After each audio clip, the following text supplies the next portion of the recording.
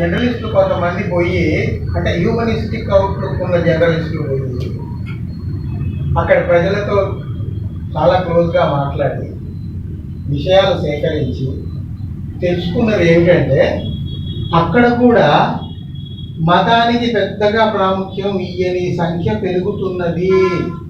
స్త్రీలను ఎంత కట్టుదిట్టంగా ఉంచుతారో మీ అందరికీ తెలిసిన విషయమే. బురఖాలు వేసి బయటికి చూడకుండా, వేరే వాళ్ళని చూడకుండా, వీళ్ళు గడప దాటకుండా ఎన్ని రకాలుగా ఉన్నాయో మీ అందరికీ తెలిసిన విషయమే. అట్లాంటి అరబ్ సమాజంలో కూడా ముస్లిం మతాన్ని పక్కన పెట్టి మతరహితంగా బతకడానికి ఇష్టపడే జనాభా పెరుగుతున్నది. ఒక అరబ్ కంట్రీలోనే అట్లాంటి మార్పులు జరుగుతుంటే నా ప్రశ్న ఏంటంటే, అరబ్ కంట్రీయే అంత మార్పు వస్తుంటే భారతదేశానికి ఏమైంది బాబు? ఇక్కడ అన్ని మతాలు ఒక చోట ఉన్నాయి కదా. వేరే ఏ దేశంలోనూ ఇన్ని మతాలు లేవు, ఇన్ని భాషలు లేవు, ఇన్ని సంస్కృతులు లేవు.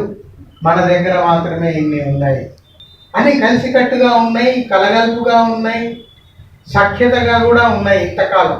ఇటీవలి పరిణామాలు ఏమొస్తున్నాయి? ఒకే భాష ఉండాలి, ఒకే మతం ఉండాలి, అంత ఒకే రకంగా ఉండాలి, ఇది హిందూ దేశం అయిపోవాలి, ఒకటే తినాలి, నేను చెప్పిందే మీరు వినాలి. ఇది ఎట్లా సాధ్యం? పౌర హక్కుల నేపథ్యంలో వాళ్ళని ఎవరైనా ప్రశ్నిస్తే వాళ్ళని హత్యలు చేయించడం. మీకు తెలుసు, కల్బుర్గి లాంటి వాళ్ళు, గౌరీ లంకేష్ లాంటి వాళ్ళు అన్యాయంగా ఆహుతి అయిపోయారు. ఇప్పటి వరకు దుండగుడు ఎవడు ఏమిటి అనేది లేదు. అవి ఎక్కడ జరిగినాయి? వాళ్ళ ఆధ్వర్యంలోనే సనాతన ధర్మ సంబంధించిన కార్యకర్తలు చేసినవి అని రూఢిగా తెలిసిపోయింది. అయినా కూడా మాజీ మంత్రులే అత్యాచారం కేసులో జైలుకు పోతున్నారు, ఎమ్మెల్యేలు అత్యాచారాలు చేస్తున్నారు. ఇప్పుడు ప్రజలకు ప్రాతినిధ్యం వహించే వాళ్ళే అరాచకానికి దిగితే ఇంకా ఎవరు రక్షించాలి? కోర్టుల్ని నిర్వీర్యం చేశారు, బ్యాంకుల్ని దివాలా తీయించేశారు. ఇట్లాంటి ఒక విషమ పరిస్థితి వస్తున్న దశలో మరి ఎవరు వీళ్ళను చేయాలి? సామాన్య ప్రజలే వివేకవంతులు అవ్వాలి, వాళ్ళే దానికి రెమెడీ చేయాలి. ఎక్కడ దెబ్బ కొట్టాలో అక్కడ కొట్టి, ఎవరిని ఎక్కడ కూర్చోబెట్టాలో అక్కడ కూర్చోబెడితే వాడు మాట్లాడాలి. ప్లాస్టిక్ ఇండస్ట్రీస్ను నువ్వు మూయగలిగే శక్తి ఉండి ఒక సంచి పట్టుకొని ప్లాస్టిక్ బాటిల్స్ ఏరుకుంటూ పోతావా? అది గొప్పతనమా? సనాతన కాలంలో మా విమానాలు ఉన్నాయని చెప్తావా? ఎక్కడున్నాయి ఈ సనాతన విమానం? మేము అన్ని రిఫర్ చేసి చూసాం. వాళ్ళ విమానాలు దేన్ని అంటారంటే, గుడి మీద ఉండే గోపురాలు ఉంటాయి కదా, ఆ గోపురాలను విమానాలు అంటారు వాళ్ళు. ఇంకో పదం ఉంది. విమానం కనుక అట్లా నిలువుగా పైకి ఉంటే అది ఎట్లా ఏరోడైనమిక్స్ ఏమన్నా పనిచేస్తుందా? కొంచెం కామన్ సెన్స్ ఉన్న వాళ్ళు ఆలోచించండి. ఏరోడైనమిక్స్ పనిచేస్తుందా? అంత పెద్ద స్ట్రక్చర్ పైకి లేచి ఎగిరిపోగలుగుతుందా? చేప ఇట్లా లాటరల్గా ఎందుకుంటుంది అంటే అది నీటిలో ఇట్లా అలవోకగా ప్రయాణించగలగాలి, ఈదగలగాలి. దాని స్ట్రక్చరే అట్లా ఉంటుంది.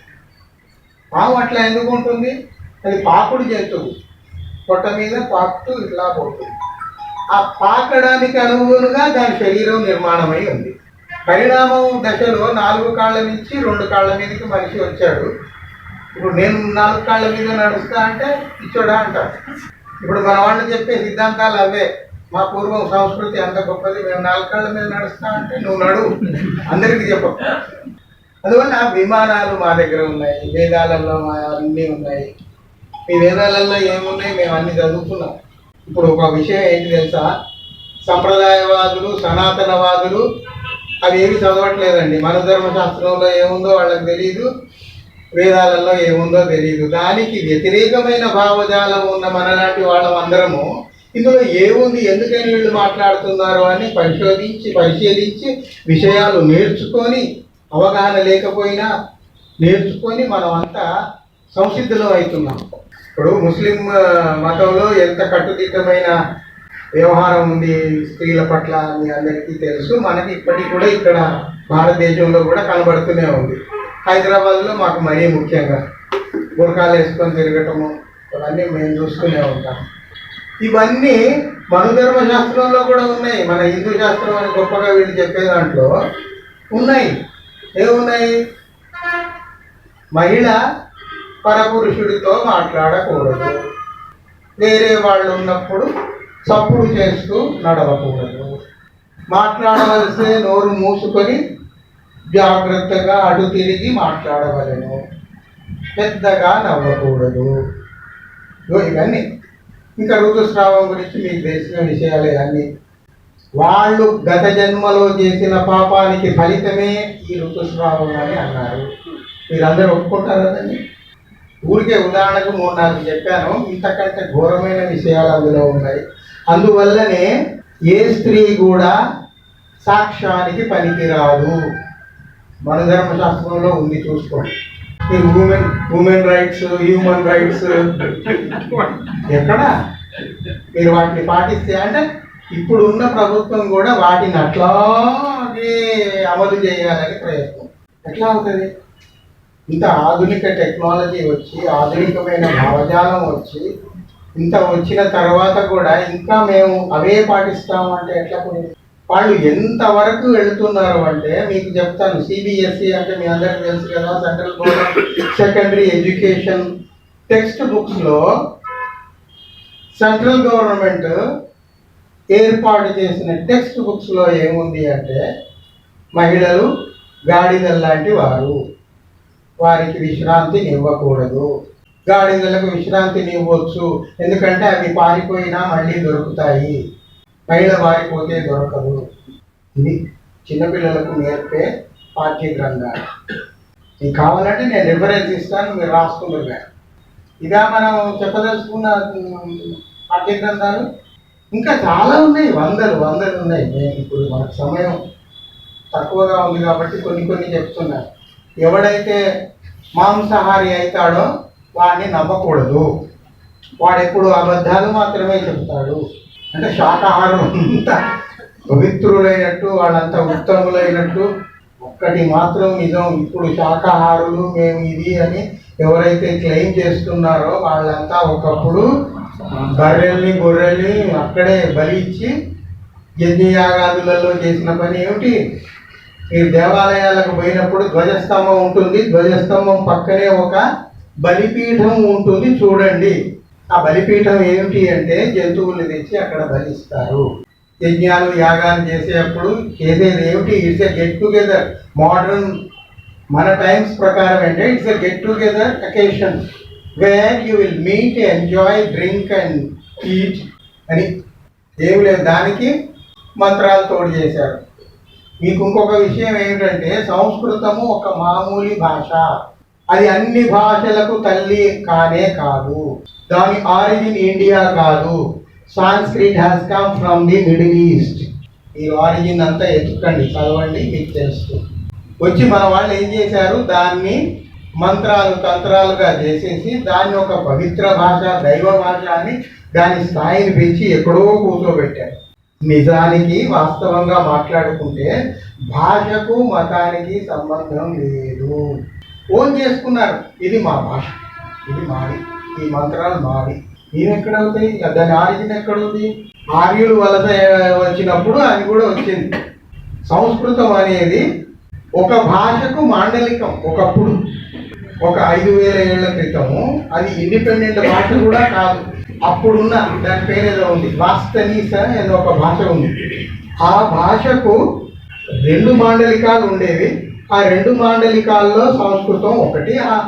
ఆ వలస వచ్చిన ఆర్యుల ద్వారా ఆ సంస్కృతం మన దగ్గరికి వచ్చింది. వీళ్ళు మను ధర్మశాస్త్రం రాస్తూ ఆ భాషకు దైవ భాషగా ఎలివేట్ చేసి, అచ్చా ఓకే అది చదివితే మీరు నాలుకలు ఎందుకు పోసారండి? వింటే చెవులలో సీసం ఎందుకు పోసారు? You are open hearted. Human kind మీద మీకు అంత దయా దాక్షిణ్యం ఉంటే ఒక భాష వింటేనే వాడు అదైపోతాడు, పోడు కదా. సంస్కృతం మేము ఇక్కడ చదువుతుంటే నువ్వు వింటావా? గోడ బయట ఉండి వాడిని పట్టుకొని వాడి చెవుల్లో సీసం పోసారు కదా. తెలియకుండా ఎవడన్నా సంస్కృత శ్లోకాలు చదివితే నాలుకలు కత్తిరించారు కదా. ఎంత హింస జరిగింది గత శతాబ్దాలలో, ఎంత అరాచకం సృష్టించారు. క్రైస్తవం ఎట్లయితే యూరోప్ దేశాలలో బానిసత్వాన్ని ఎట్లా వాడుకుందో మీకు తెలుసు. కొన్ని లక్షల మందిని బానిసలుగా చేసి వాడుకున్న సంగతి మీకు తెలుసు. ఏంటి? మతం చూపెట్టడము, దేవుడు మిమ్మల్ని పాపులుగా పుట్టించారు, మీరు మాకు సేవ చేయడమే అని చెప్పారు. వాళ్ళతో పనులు తీసుకున్నాడు. వాడికి తిండి ఉండదు, గుడ్డ ఉండదు. అదే పని ఇక్కడ వీళ్ళు చేశారు కదా. వాళ్ళ భూముల్ని ఆక్రమించుకొని తన్ని తగిలేసి ఊరి బయటికి తెచ్చి ఈ భారతీయ మూలవాసులేమో ద్వీపాలలోకి వలసపోయారు. ఇక్కడ వాళ్ళు ఏర్పరచుకున్న సింధు నాగరికతను ధ్వంసం చేశారు, ఆక్రమించుకున్నారు. ఇందాక చెప్పాను భాషకు మతానికి సంబంధం లేదని. ఉర్దూ అనగానే ముస్లిం భాష కాదు. ఉర్దూలో మంచి మహాపండితులైన హిందువులు చాలామంది ఉన్నారు, జైనులు చాలామంది ఉన్నారు, హిందువులు చాలామంది ఉన్నారు. ఒక భాషకు మతానికి వీళ్ళు లింక్ పెట్టి ఓన్ చేసుకున్నారు తప్పితే భాషకు మతానికి సంబంధం లేదు. తెలుగు ఉందండి, ఇప్పుడు ఉంది తెలుగు ఒక్క మతం వాళ్ళే మాట్లాడుతున్నారా? ఇతర మతాల వాళ్ళు మాట్లాడట్లేదా? మీరు ఆ కృష్ణా జిల్లా ఆ చివరికి వెళ్ళండి, ముస్లింలు ఎంత చక్కటి తెలుగు మాట్లాడతారో వినండి ఒక్కసారి. హైదరాబాద్లో కూడా అంత చక్కటి తెలుగు మాట్లాడరు వాళ్ళు మాట్లాడినట్టు. అవునా కదా? మీకు అనుభవంలో ఉంటుంటుంది. అందువల్ల భాషలకు మతాలకు లింక్ పెట్టు. అది వేరు, ఇది వేరు.